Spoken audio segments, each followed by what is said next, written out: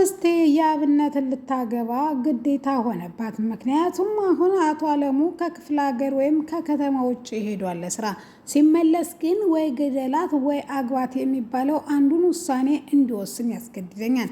ስለዚህ ከውሳኔው አንዱን መምረጥ አለብኝ። መቼም ይችን የመሰለች ምስኪን ልጅ እገላታለሁ ከምል አግብቼ ሀብቷን በስሜ አድርጌ ወደ ስምህ አዞርልሃለሁ ብዬ እስከዛ እኛ ደግሞ የተሻለ የሚለውን ማስራት እንችላለን ብሎ ተናገረ። አብነት ይህን ሀሳብ ቢያመጣም ነገር ግን አባ አምላክ በጣም ቢያበሳጨውና ቢያናድደውም ነገር ግን ለማያውቁት ሰው ስራው ተሰጥቶ ጭራሽ ከሚበላሽና ልጅቷ ህይወቷም ገንዘቧንም ተምታታ እኛው እንደዚሁ ብናደርገው ይሻላል በማለት ነገር ግን አብነትን በማግባቷ እጅጉኑ ቢያበሳጨውም ለደህንነታቸው ሲባል ግን በአምላክ ተስማምቶበታል። በሌሊት አብረው ያደሩ ሲሆኑ ህብስቴና በአምላክ በሌሊት እህቱ እንግዲህ ልትጎዳ ስትመጣ ክፍሏ ቁጭ ብሎ ስለነበረ በዚህ በሌሊት ምን ትሰራለህ ሴት ክፍል ስትለው አንቺስ በዚህ በሌሊት ምን ትሰሪያለሽ? አንዴ ተንኮል ካተሳካ በቃ አልተሳካም ነው ማለት። ይሄን ያህል ርቀት መሄድ ምን የሚያስፈልጋል? ካንቺ ከብዙ ተንኮለኛና እንዲሁም ብዙ ልምድ ካላት ሴት ይሄ የማይጠበቅ ነው። ስለዚህ አንቺ ይሄ አተሳካለሽም፣ ሌላ ሞክሪ፣ አሁን ከዚህ ከክፍል ሂጂ በማለት እንድትሄድ ያስገድዳታል። ነገር ግን ቆይ ማንም ተናግሬ ለአባቷ ስትልም ነገር ግን አቶ አለሙ ራሱ ደህንነቷ እንዲጠበቅ ስለፈለገ እንጂ ለሌላ አይደለም ሲል ይናገራል። አሰላሙ አለይኩም ወራህመቱላሂ ወበረካቱ። ውድና የተከበራችሁ የቻናላችን ቤተሰቦች እንዴት አደራችሁ? እንዴት ዋላችሁ?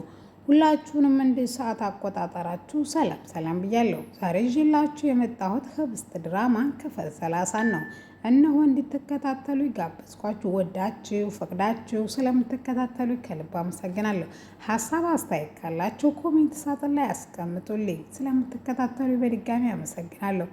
ህብስቴ አገር ሰላም ብላ እንቅልፏን እንደተኛች ወይዘሮ ይፍቱ እንደ ሌሊት እንግዲህ እንደ ሰይጣን በቅሙ ተኛሽበትን በቁምሽም መጥቼ አሰቃይሻለሁ ብላ የህብስትን ክፍል ከፍታ በሩ ስላልተቆለፈ ስትገባ ያገኘችው በአምላክ ነበረ።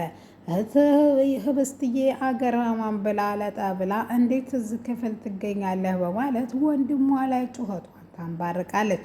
እሱም አንቺ ለምን ተዘከከስህ ተገኘሽ በዚህ በሌሊት ሰው በተኛበት ሰዓት ሲላትም እሷም የማይመለከትህን ሳይሆን አንተ ሴት ናት እኮ ይቺ ልጅ እንዴት በዚህ ሰዓት እሷ ክፍል ትገኛለህ ሲለ ሴት መሆኗን እኔ አልካድኩም፣ አዎ ሴት ናት። ስለዚህ እኔ ደግሞ እውነቱን ንገሬ ካልሽኝ አሁን በዚህ ሰዓት እዚህ ያለሁት አንቺ እንደምትመጪ እርግጠኛ ስለሆንኩ ነው በማለት ይነግራታል። ምንም ያክል ብትጠብቋትና እንዲሁም ከጎኗ ብትሆኑ ከኔ ከይፍቱ ስራ የምታስመልጧት መስሏችሁ ከሆነ እጅጉኑ ተሳስታችኋን በማለት ወይዘሮ ይፍቱ ስራ ወደ ክፍሏ ትሄዳለች። በዚህ ድንገት ህብስቴ ትነቃና ምን እየተፈጠረ እንደሆነ ስትጠይቀው አንቺ ዝም በይ በማለትም ትናገራለች። ግራ ገባኝ እኮ ስትልም መልሶችሽና ጥያቄዎችሽ ግራ የተጋቡ እንደሆኑ ግልጽ ናቸው፣ ባክሽ ዝም በይ በማለት አብነት ዝም ያስብላታል በአምላክ። ነገር ግን ይፍቱ ስራ ከሄደች በኋላ ሊሄድ ሲል አመሰግናለሁ ብላ ሊሄድ ሲል እጁን ትይዘውና ባክህ በአምላክ ትተኸኝ አትሂድ ትለዋለች። እሱም ለምን ሲልና እኔ ምን ብዬሽ ነበር? በዚህ በሌሊት ተጠንቀቂ፣ እንቅልፍ እንዳይወስድሽ አላልኩሽም ሲልም እኔ እኮ አልወሰደኝም ነበር አንተ ስትመጣና ከጎኔ ስትቀመጥ አንተ ደግሞ ካለህ አገር ሰላምና እንዲሁም እኔ ራሴ ሰላም ስለሚሰማኝ ከዛ እንቅልፍ ሸለብ አረገኝ። ይህ ሁሉ የተፈጠረው እዚህ ነበር በማለት ትናገራለች። በአምላክም ሁሌም ለካ እያስመሰልሽ ነው እንቅልፍ ወስዶሽ አይደለም በማለት መልስ ይሰጣታል።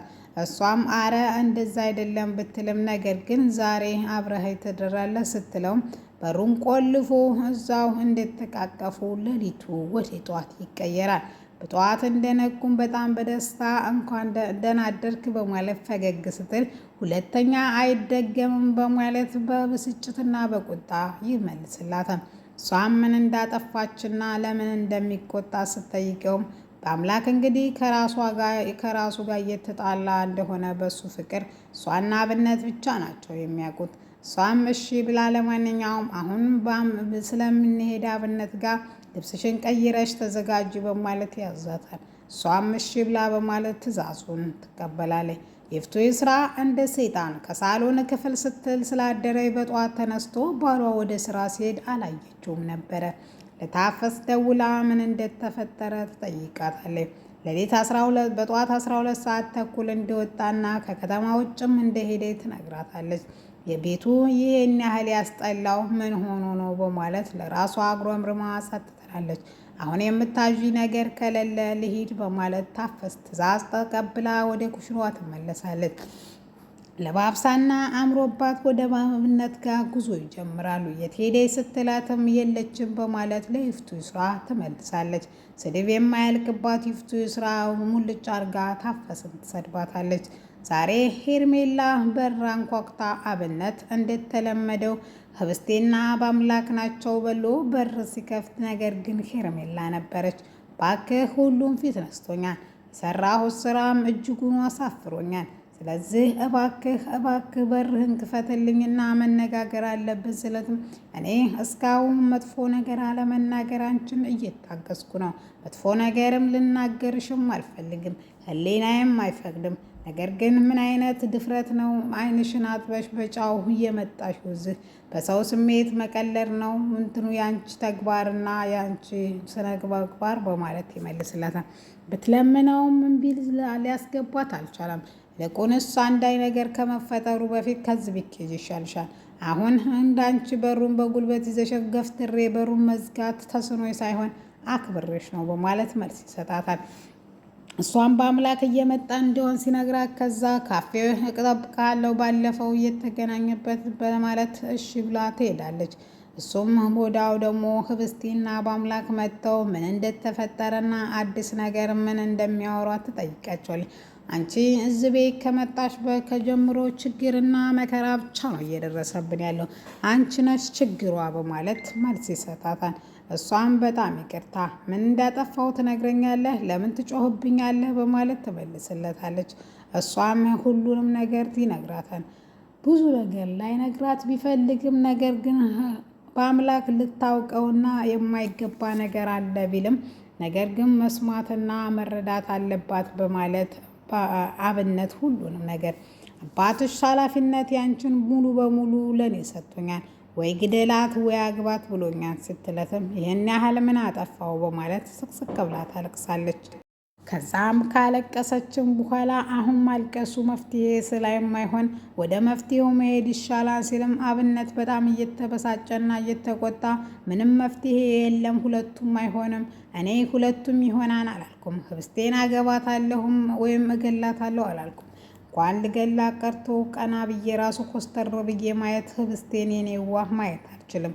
ስለዚህ አሁን አብነት ወይም ሲመጣ አቶ አለሙ የመጀመሪያ የሚፈልገው እኔን ነው። ከሁለቱ አንዱን መወሰን አለብኝ። ህብስቴና እኔ አጉል የፍቅር ቅርርብነት እንዳደረግን እያስመሰልን እስከዛ እኛ መላ እንፈልጋለን በማለት ይስማማሉ። በጣም ቢያበሳጨውም በአምላክ ነገር ግን በሀሳቡ ሙሉ በሙሉ ተስማምቶበታል።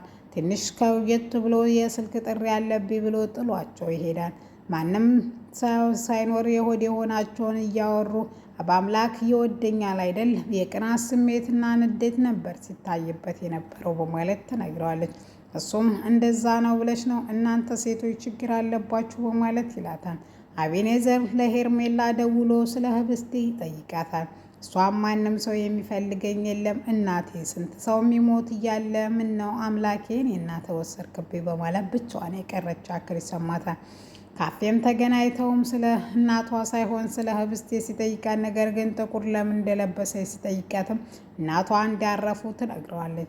ለማንኛውም ተረጋጊና አንቺ ሌላ ጊዜ እናወራለን ስለ ህብስቴ ሲልም እሷን በጣም ተናዳ ስለነበረ እኔ ያዘንኩ አለት መሰለህ እኔ አላዘንኩም በማለት ዱስክሪዋን ታወራለች። ስለዚህ ጥላት ወደ መጣበት ይሄዳል። ሰዓቱ ደርሶ ህብስቴና በአምላክ በራን ኮክተው ሲመለሱ እባክህ ትንሽ ከኔ ጋር ቆይ ስትለውም ጮሆባት አቤኔዘር ስለደወለ ጥሏት ይሄዳል።